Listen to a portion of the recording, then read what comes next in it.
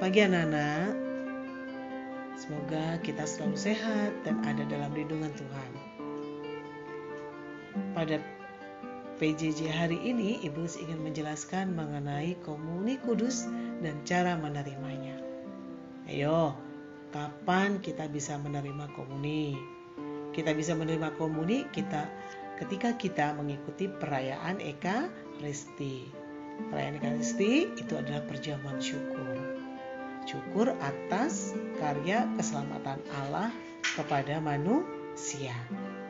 Dan Ekaristi itu juga merupakan sumber kekuatan kehidupan umat Kristiani. Nah, apa artinya komuni? Komuni berasal dari bahasa Latin yang artinya kesatuan. Komuni termasuk dalam bagian pokok liturgi Ekaristi. Kita bersatu dengan siapa? Kita bersatu dengan Allah. Kita bersatu dengan Kristus. Kita bersatu dengan pastor yang sedang memimpin perayaan Ekaristi, dan kita bersatu dengan umat yang hadir pada saat itu. Bagaimana cara kita menerima komuni? Cara menerima komuni bisa kita lakukan dengan dua cara. Cara yang pertama, langsung menerima hosti di lidah. Yang kedua, menerima hosti dengan menggunakan tangan. Biasanya kita sebagai orang Indonesia, kita menerima komuni dengan posisi tangan atau dengan tangan. Posisi tangan kita seharusnya bagaimana? Posisi tangan kita adalah telapak tangan kiri ditaruh di atas telapak tangan kanan.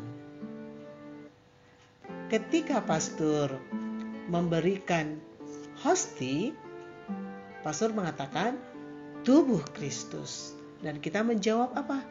Amin. Artinya saya percaya. Oke. Hal-hal apa sih yang harus kita persiapkan sebelum menerima komuni kudus? Yang pertama, pantang, yaitu sebelum kita menyambut komuni, kita harus pantang 1 jam sebelumnya. Yang kedua, kita harus memeriksa batin. Masihkah kita punya dendam? Apakah pikiran jahat di dalam pikiran atau tidak?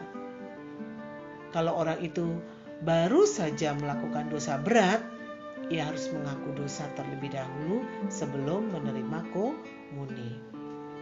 Dan kita harus mempunyai sikap rendah hati. Maksudnya, yaitu bahwa Tuhan, saya tidak pantas Tuhan datang kepada saya, tetapi bersabdalah saja maka saya akan sembuh.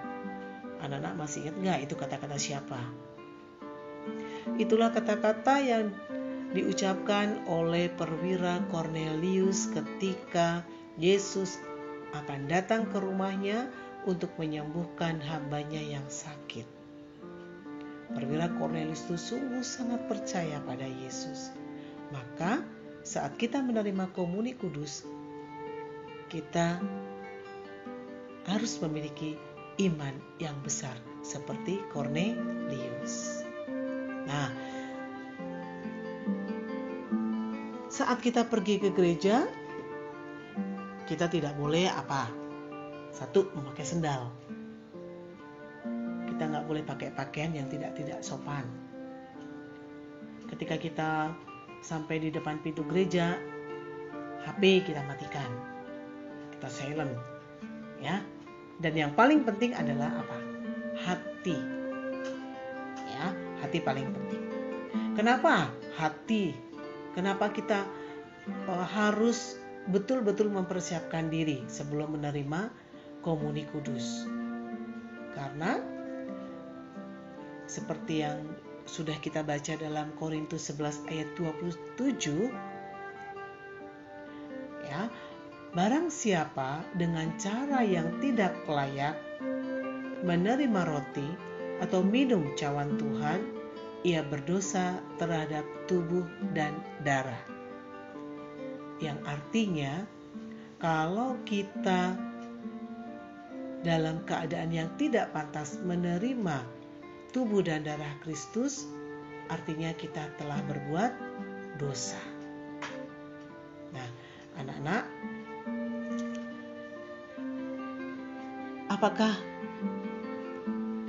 kita boleh memberikan hosti yang kita terima kepada adik kita? Yang pasti tidak boleh. Kenapa? Karena mereka belum tahu apa yang dia terima. Dan bagaimana kalau kita melihat pada saat prodiakon atau imam memberikan hosti itu terjatuh, terus kita mesti bagaimana? Ya betul, kita harus mengambilnya, kemudian kita makan hosti itu, karena hosti itu adalah tubuh dan darah Kristus sendiri. Nah, ada di Sangkristi itu yang disebut dengan sakrarium. Apa itu sakrarium? Sakrarium itu adalah tempat di Sangkristi di mana tempat membuang barang-barang suci yang tidak digunakan lagi. Misalnya, hosti kudus yang jatuh dan menjadi kotor, minyak kudus yang sudah kedaluarsa, barang-barang yang dibuang itu dimasukkan ke dalam sakrarium, lalu diguyur dengan air. Air dalam sakrarium harus langsung meresap ke dalam tanah, tidak masuk ke dalam pembuangan air atau limbah. Ya, sumur suci yang berukuran panjang 2 meter dan lebar 1,5 meter dengan kedalaman 2 meter itu terbuat dari semen dengan alas tanah. Nah, fungsi sumur suci itu juga sebagai tempat untuk membakar benda-benda rohani kudus yang sudah tidak dipakai lagi. Ya, nah anak-anak, semoga penjelasan Ibu Tris pada hari ini membuat anak-anak sedikit menjadi lebih jelas. Dan mari kita bersama-sama kita mempersiapkan diri kita ketika kita akan menerima komuni kudus. Dan anak-anak sebentar lagi juga akan menerima komuni. Baik anak-anak, semoga penjelasan Ibu Tris membuat kalian menjadi sedikit lebih mengerti. Selamat pagi, Tuhan Yesus memberkati. Bye.